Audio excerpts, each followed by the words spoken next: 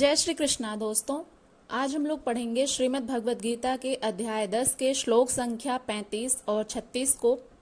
तो चलिए प्रारंभ करते हैं। गीता के 10वें अध्याय का 35वां श्लोक। बृहत्साम तथा सामनाम गायत्री छंदसामहम मासानां मार्गशीर्षोऽहं ऋतूनां कुसुमाकरः।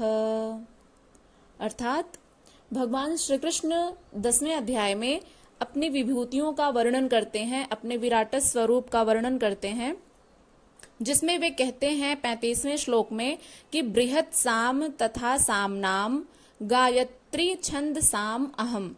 अहम अर्थात मैं, यानी श्री कृष्ण, छंद साम अहम गायत्री। तो छंदों में मैं गायत्री छंद हूँ। बृहत् साम तथा सामनाम, श्रुतियों में मैं बृहत् साम हूँ, छंदों में गायत्री छंद हूँ। मासा नाम यानी महीनों में मैं मार्गशीर्ष हूँ। और ऋतु नाम कुसुमाकरः, ऋतुओं में कुसुमाकरः जिसमें पुष्प खिलते हैं, ऐसा ऋतु कौन सा होता है? तो वसंत ऋतु। तो कुसुमाकरः ऋतु नाम अहम, तो ऋतुओं में मैं वसंत ऋतु हूँ। भगवान श्री कृष्ण अर्जुन से कहते हैं कि बृहत् साम तथा सामनाम गायत्री छंद सामहम मासा नाम मार्गशीर्षोऽहं ऋतु नाम कुसुमाकरः। मैं गायन करने योग्य श्रुतियों में बृहत् साम हूँ और छंदों में गायत्री छंद हूँ, तथा महीनों में मार्गशीर्ष हूँ और ऋतुओं में मैं वसंत ऋतु हूँ। तो इसमें व्याख्यान में आगे कहते हैं कि गायन करने योग्य जो श्रुतियां हैं उनमें मैं बृहत् साम हूँ, अर्थात बृहत् से संयुक्त समत्व दिलाने वाला गायन हूँ, अर्थात ऐसे जागृति मैं हूँ। छंदों में गायत्री छंद मैं हूँ। गायत्री कोई ऐसा मंत्र नहीं है जिसे पढ़ने से मुक्ति मिलती हो, वरन यह एक समर्पणात्मक छंद है। 3 बार विचलित होने के पश्चात ऋषि विश्वामित्र ने अपने इष्ट के प्रति समर्पित करते हुए कहा, ओम भूर्भुवस्वः तत्सवितुर्वरेण्यं भर्गो देवस्य धीमहि धियो यो नः प्रचोदयात्। इसका अर्थ है भूः भुवः स्वः, ये तीनों लोकों में तत्व रूप से व्याप्त देव आप ही वरेण्य हैं, आप ही श्रेष्ठ हैं। हमें ऐसी बुद्धि दीजिए जिससे हम यह प्रेरणा करें कि हम अपने लक्ष्य को प्राप्त कर लें। यह मात्र एक प्रार्थना है कि साधक अपनी बुद्धि से यथार्थ निर्णय नहीं ले पाता कि वह कब सही है और कब गलत। तो उसकी यह समर्पित प्रार्थना मैं हूँ, जिससे निश्चित कल्याण है, क्योंकि वह मेरे आश्रित हुआ है। और भगवान श्री कृष्ण आगे कहते हैं कि महीनों में मैं मार्गशीर्ष हूँ। जब पापों का हनन होने लगता है तो उस समय साधना पथ का शीर्ष स्तर चलने लगता है, जिसमें मैं भली प्रकार निवास करता हूँ और जिससे सदैव बहार हो, ऐसी ऋतु जिसमें पुष्प खिलते हैं, ऐसा मैं ऋतुओं में वसंत ऋतु हूँ, वह अवस्था भी मेरी ही है। अगले श्लोक की तरफ आगे बढ़ते हैं। भगवान श्री कृष्ण 36वें श्लोक में कहते हैं, द्यूतं छलयतामस्मि तेजस्तेजस्विनामहं जयोऽस्मि व्यवसायोऽस्मि सत्वं सत्वततामहं।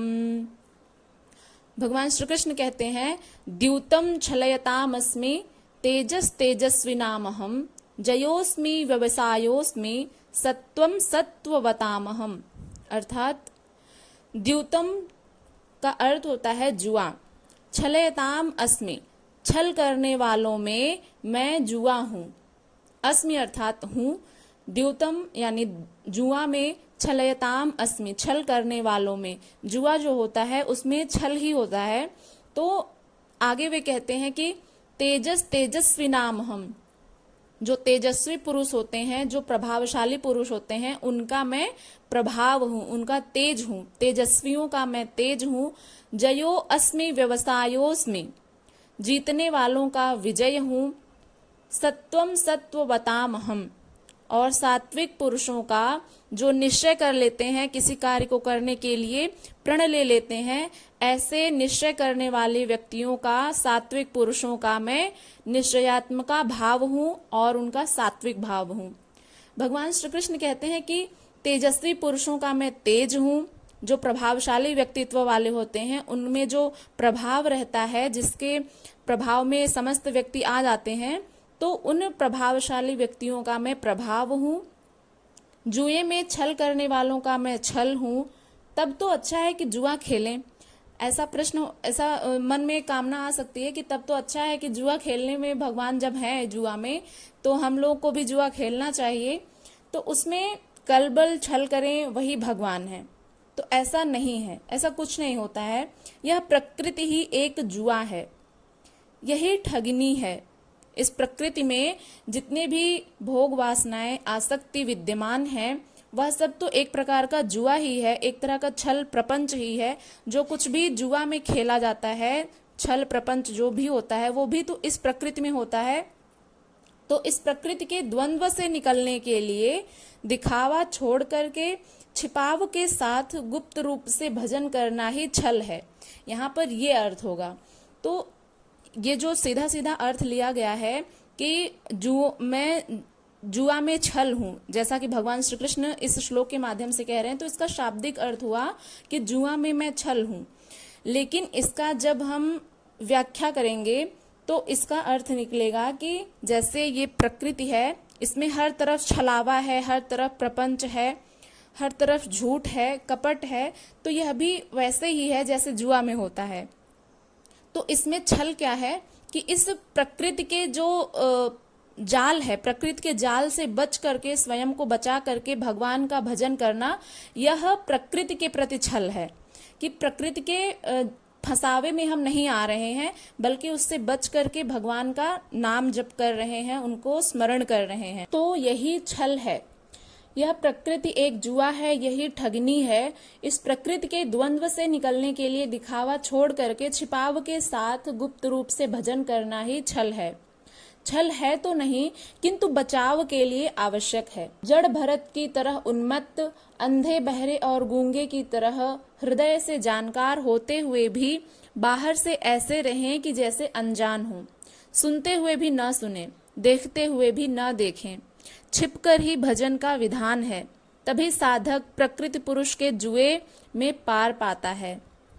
जीतने वालों की विजय मैं हूं, और व्यवसायिकों का जो निश्चय होता है, जो व्यवसायी होते हैं उनका निश्चय, जिसे अध्याय 2 श्लोक संख्या 41 में कह आए हैं कि इस योग में निश्चयात्मक क्रिया एक है, एक ही निश्चयात्मिका बुद्धि है। आप लोग अध्याय 2 में देखेंगे तो उसमें निश्चयात्मिका बुद्धि के बारे में विशद वर्णन किया है हमने, तो उसको आप लोग पढ़ सकते हैं। तो यहाँ पर भगवान श्री कृष्ण कहते हैं कि इस योग में निश्चयात्मिका क्रिया एक ही है, निश्चयात्मिका बुद्धि एक ही है, दिशा एक ही है, ऐसी व्याख्या आती है वहां पे। तो क्रियात्मिका बुद्धि मैं ही हूं। सात्विक पुरुषों का तेज और ओज मैं हूं। जो सात्विक पुरुष होते हैं, जो संत महात्मा ऋषि जन होते हैं, उनका जो तेज होता है, जो उनका प्रभाव होता है, जो ओज होता है, वह मैं ही हूं। आशा करते हैं कि आप लोगों को ये दोनों ही श्लोक अच्छे से समझ में आ गए होंगे। इसमें यदि कहीं पर भी कोई संशय हो तो आप लोग निसंदेह पूछ सकते हैं। अपना फीडबैक जरूर दीजिएगा, और यदि आप चैनल पर नए हैं तो इसे सब्सक्राइब करके बेल आइकन को प्रेस कर लीजिएगा, ताकि आने वाली हर वीडियो की नोटिफिकेशन सबसे पहले आप तक पहुंचे। मिलते हैं नेक्स्ट वीडियो के साथ, तब तक के लिए अपना ध्यान रखिएगा। हरे कृष्ण।